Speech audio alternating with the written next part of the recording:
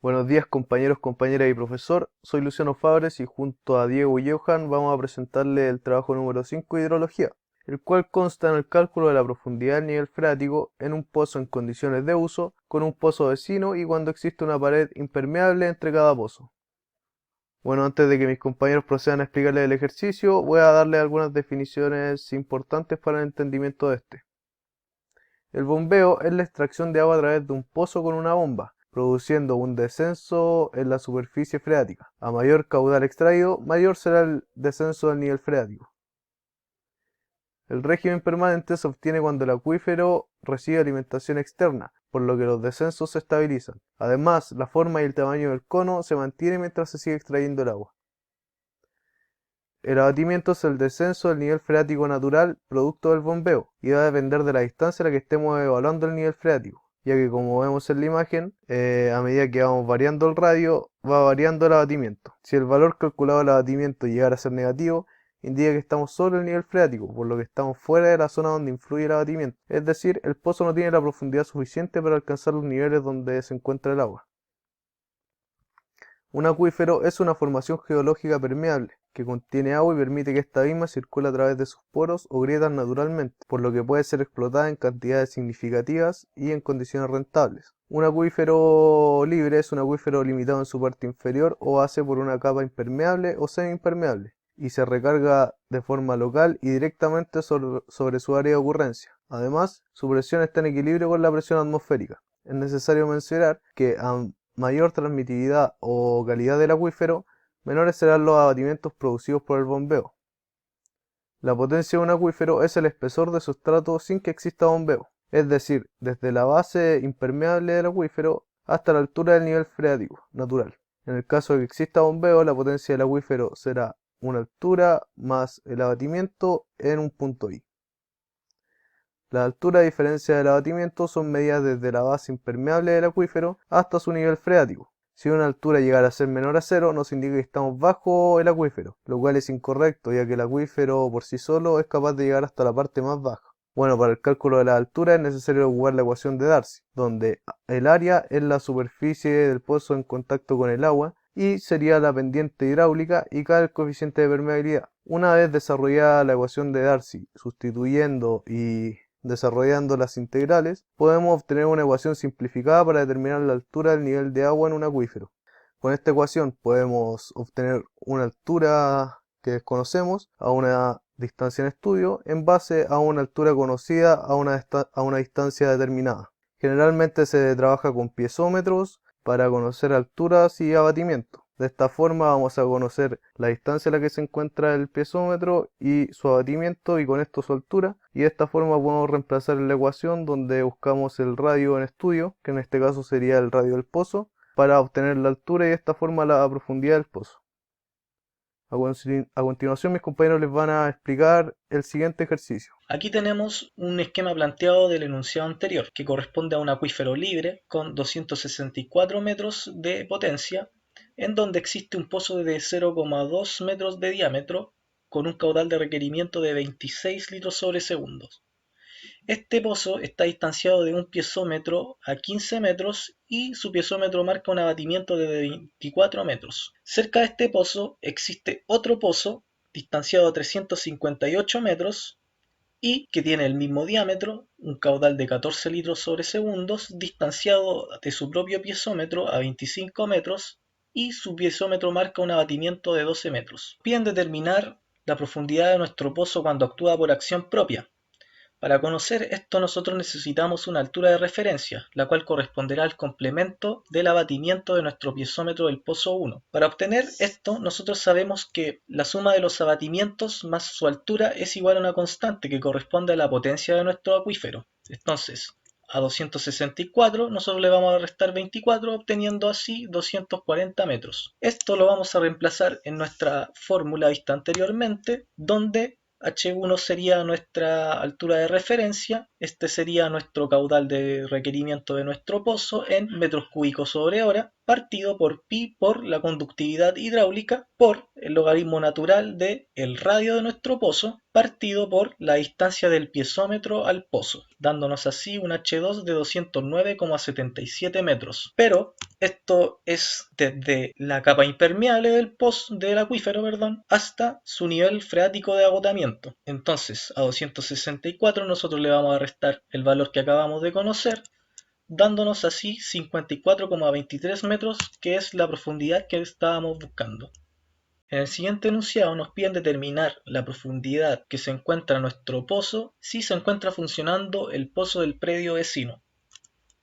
Entonces, de la misma manera anterior, nosotros necesitamos conocer una altura de referencia, la cual va a corresponder al complemento del abatimiento del piezómetro del pozo 2. De la misma manera anterior, nosotros a 264 le vamos a restar el abatimiento del piezómetro 2, obteniendo 252 metros.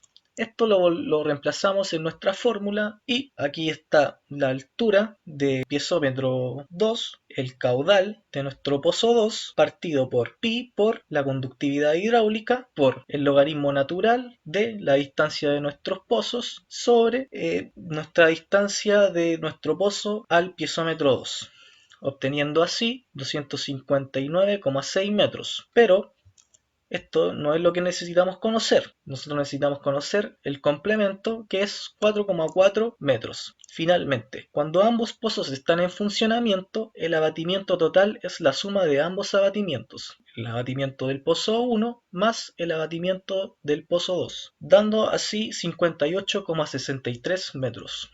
Hola, soy Johan Zárate y explicaré cómo determinar la profundidad en el pozo, si está funcionando él y el pozo del predio vecino, y además existe una pared impermeable a 200 metros del emplazamiento. Bueno, como sabemos, uno de los supuestos de esta teoría nos dice que el pozo tiene un cono de depresión infinito, lo que no cumple con las leyes de la naturaleza, porque normalmente se encuentra con impedimentos que afectan la extensión del cono. Estos impedimentos pueden ser naturales o artificiales y se representan de la siguiente forma.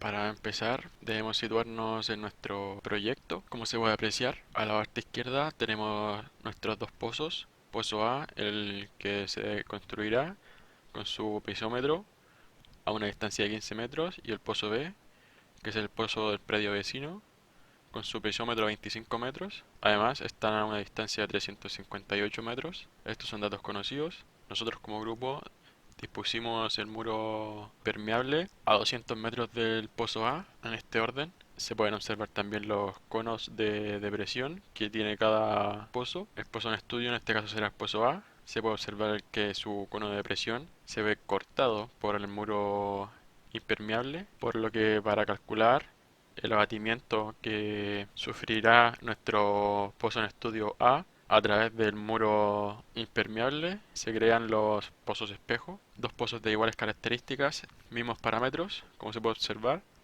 15 metros para pozo A con su piezómetro y 25 metros para su pozo B con su piezómetro. Y estos pozos espejo estarían situados del pozo A pozo A 400 metros y pozo B a pozo A 758 metros. Además, vemos que influencian a nuestro pozo en estudio mediante sus mismos conos de depresión. Estos conos de depresión tienen la misma longitud y mismo valor que si fueran de, por ejemplo, de B' hacia A que de B hacia A'.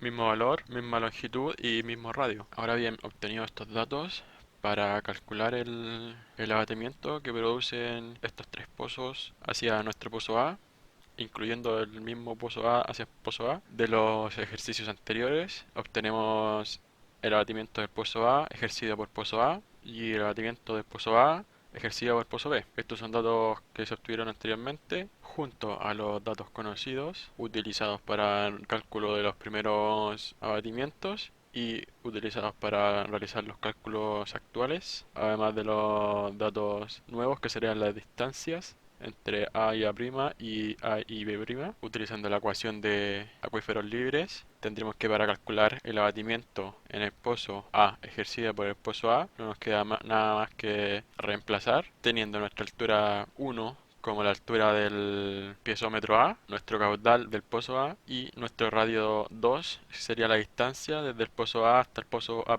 y el radio 1 la distancia desde el pozo A a nuestro piezómetro. Por lo que nos queda que la altura del pozo A ejercida por A' será 257 metros, y para calcular el abatimiento no queda más que restarle la potencia del acuífero, que sería 264 menos 257, nos da 6,1 metros. Mismo procedimiento para calcular la altura ejercida al pozo A por el pozo B', teniendo nuestra altura de pozo B de 252 metros, nuestro caudal de 0,014 metros cúbicos por segundo de nuestro pozo B, y el radio 2 será esta vez la distancia entre el pozo A y pozo B', y radio 1 la distancia del pozo B a su piezómetro. Por lo que calculándola nos da una altura de 261 metros, restándole la potencia del acuífero, nos dará que el abatimiento en el pozo A ejercido por el pozo B no es más que 2,29 metros.